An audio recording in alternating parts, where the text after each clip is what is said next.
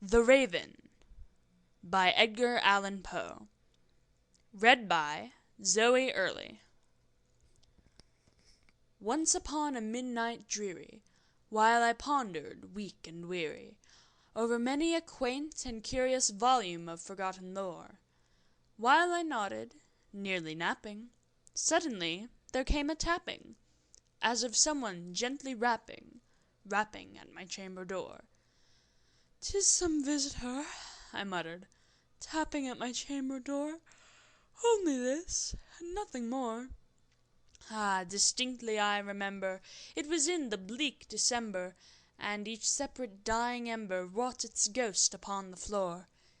Eagerly I wished the morrow, vainly I had sought to borrow from my books surcease of sorrow, sorrow for the lost Lenore, for the rare and radiant maiden whom the angels named Lenore, nameless here forevermore.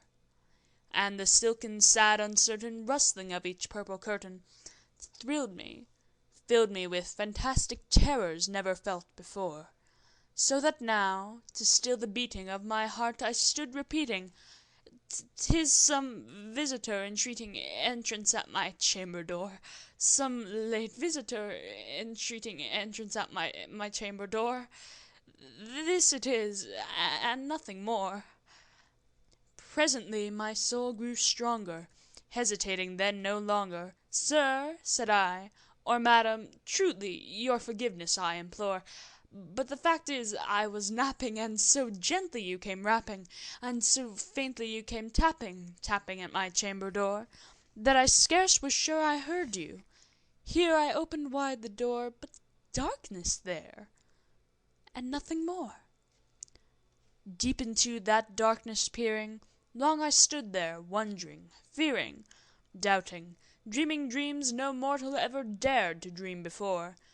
But the silence was unbroken, and the darkness gave no token, and the only word there spoken was the whispered word, "Lenore?" This I whispered, and an echo murmured back the word, "Lenore?" Merely this, and nothing more. Back into the chamber turning, all my soul within me burning, soon again I heard a tapping, somewhat louder than before. "Surely," said I, "surely that is something at my window lattice. Let me see then what thereat is, and this mystery explore. Let my heart be still a moment, and this mystery explore. 'Tis the wind, and nothing more." Open here I flung the shutter, when with many a flirt and flutter in there stepped a stately raven of the saintly days of yore. Not the least obeisance made he, not a minute stopped or stayed he, but with mien of lord or lady perched above my chamber door, perched upon a bust of Pallas just above my chamber door, perched, and sat, and nothing more.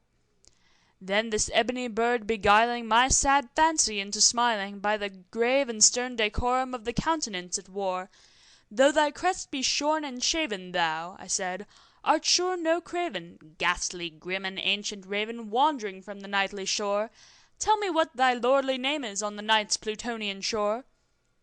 Quoth the raven, "Nevermore." But the raven, sitting lonely on the placid bust, spoke only that one word, as if his soul in that one word he did outpour. Nothing further then he uttered, not a feather then he fluttered, till I scarcely more than muttered, "Other friends have flown before. On the morrow he will leave me as my hopes have flown before." Then the bird said, "Nevermore." Startled at the stillness broken by reply so aptly spoken, "Doubtless," said I, "what it utters is its only stock and store, caught from some unhappy master, whom unmerciful disaster followed fast and followed faster, till his songs one burden bore, till the dirges of his hope that melancholy burden bore, of never, nevermore."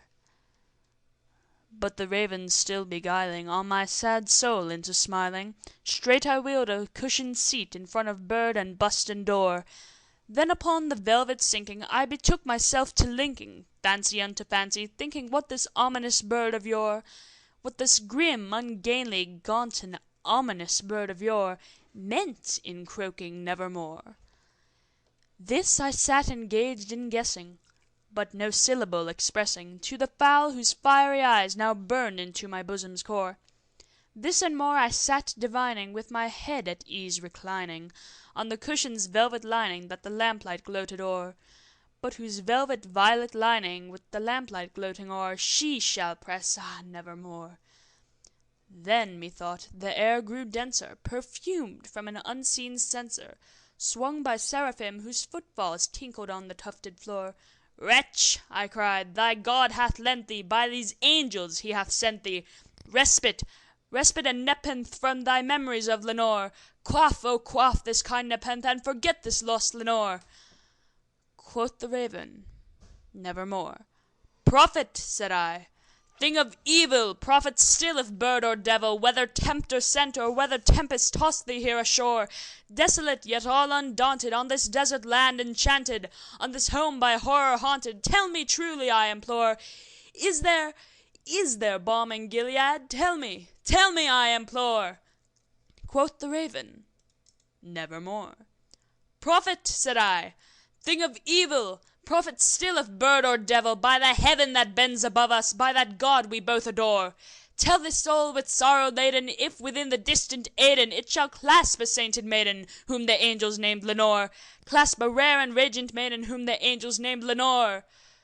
Quoth the raven, "Nevermore." "Be that word our sign of parting, bird or fiend," I shrieked upstarting. "Get thee back into the tempest and the night's Plutonian shore.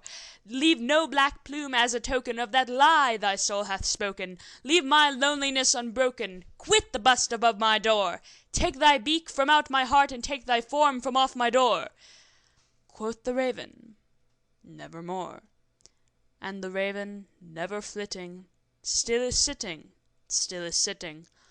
on the pallid bust of Pallas just above my chamber door, and his eyes have all the seeming of a demon's that is dreaming, and the lamplight o'er him streaming throws his shadow on the floor, and my soul from out that shadow that lies floating on the floor shall be lifted nevermore.